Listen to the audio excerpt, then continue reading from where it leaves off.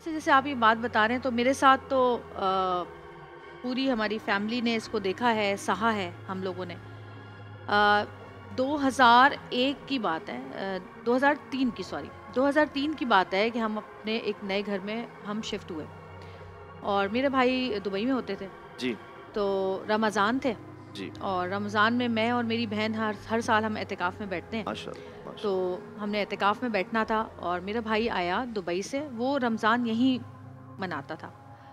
तो हुआ ये कि जब हम वहाँ शिफ्ट हुए तो रमज़ान से कोई 5-6 दिन पहले हम वहाँ शिफ्ट हुए और मेरा भाई आया और जिस अगले दिन उसको कोई 107 बुखार चढ़ गया।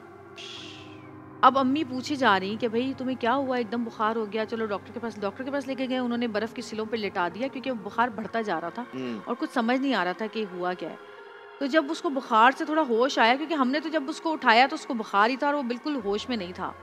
ज़रा कुछ उसको ड्रिप्स वगैरह चीज़ें-वीज़ें लगी, उसको थोड़ा होश आया तो उसने कहा कि खिड़की में से किसी ने मुझे ऐसे छ करके इशारा किया और जब मैंने देखा तो वहाँ पे मुझे एक औरत नज़र आई है और उसके बाद मैं ओए होए होए! मुझे नहीं पता मैं कहाँ गया हूँ। सही।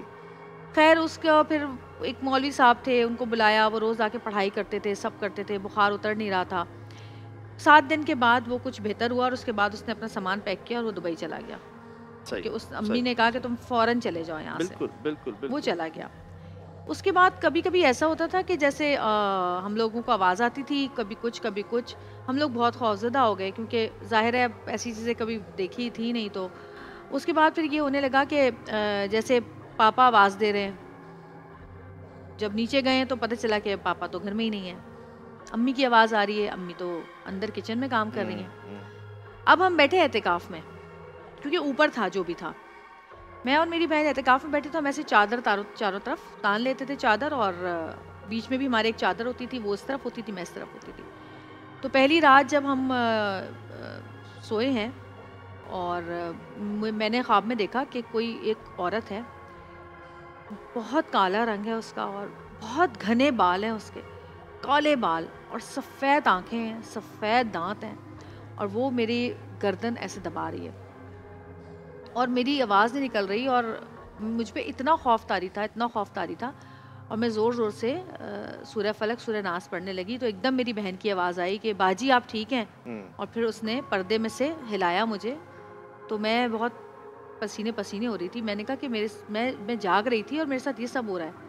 तो उसने कहा आपने ख्वाब में देखा? मैंने कहा मैंने ख्वाब में देखा, लेकिन ख्वाब से बाहर आने के बाद भी मुझे वो फ़ील महसूस हो रहा था। मैंने कहा तुम कैसे जाग रही हो? क्योंकि हम लोग तहज्जुद पढ़ के 1 डेढ़ घंटे के लिए सोते थे ताकि फ़जर 1 घंटे के लिए ताकि फ़जर में हम वो कर लें। हुँ। उसने कहा कि मैंने भी यही ख्वाब देखा है सेम, और फिर हम दोनों ने जो छवि बताई उस औरत की वो बिल्कुल सेम थी। अभी हम ये बातें कर रहे थे कि हमें कमरे से बाहर चीखों-पुकार की आवाज़ें आई और उसके बाद एक धड़-धड़, धड़-धड़ कोई गिरने की आवाज़ें नहीं आती। तो जो मेरी तीसरी बहन थी बेचारी, वो बराबर वाले रूम में थी हमारे साथ, उसके उसको रखा हुआ था कि हमें कोई चीज़ चाहिए हो या कुछ हो तो वो हमें हमारी हेल्प कर दे। बेल थी हमारे पास। तो पता चला कि उसने उसने ये बताया कि मैं बराबर वाले रूम में, वो भाई का रूम था जिसमें वो था, वो लेटी हुई थी तो कहती है कि मेरी आँख खुली तो अलमारी का दरवाज़ा खुला है और उसमें कोई ऐसे उकड़ू बैठा हुआ था औरत और वो मुझे देख के दाँत निकाल के हँस रही थी और वो उसको देख के जो वो भागी है, क्योंकि उस ज़माने में सर्दियों में रोज़े आते थे, तो कहती है वो जो भागी है तो उसके पैरों में जो कंबल था वो अटका है और वो सीधी सीढ़ियों से नीचे गिरी है बेचारी जाके। तौबा, तौबा। उसके बाद फिर ये होने लगा कि पानी, बदबूदार पानी आने लग गया नलों में। हमने सोचा कि चलो नए हम लोग इस घर में हुँ, आए हैं तो शायद इस हुँ, वज़ह से हो रहा होगा। हुँ। इतना बदबूदार पानी कि हमारा वज़ू करने का दिल ना चाहे उस पानी से। फिर हम पीने का पानी मँगा के वज़ू करते थे। फिर कभी नल में गर्म पानी आता था, कभी ठंडा आता था, कभी पानी नहीं आता था। और जब भी मैं वॉशरूम जाती थी तो एक दफ़ा मैं वज़ू करने के लिए गई तो ऐसे आवाज़ आई, उफ़! ऐसे ये किसी ने कान में किया और ये हवा उसकी यहाँ तक मुझे आई है। उसके बाद थोड़ी देर के बाद मैं बाहर आई, मैं नमाज़ पढ़ने लगी।